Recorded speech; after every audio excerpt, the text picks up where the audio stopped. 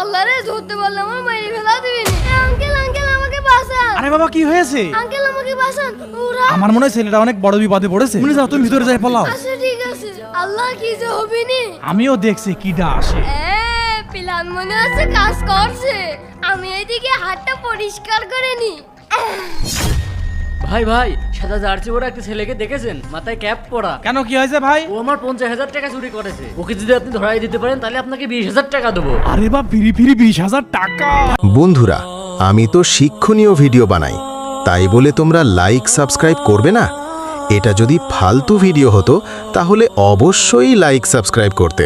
ভাই ওই ছেলেটা আমার দোকানের ভিতরে পলা রয়েছে, তাড়াতাড়ি যান ভিতরে। কি দাঁড়া, তোরা আজকে উচিত শিক্ষা দেবো।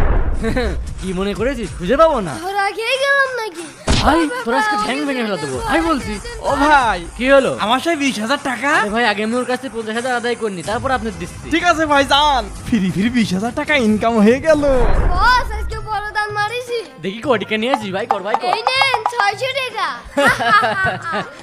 এই আরে দাদু, তুই আজকেও এই বসযাত্রার সাথে ওই টাকা কোনে বলি? দাদু আমরা যে একটু দোকানদারের সাথে মজা করছিলাম।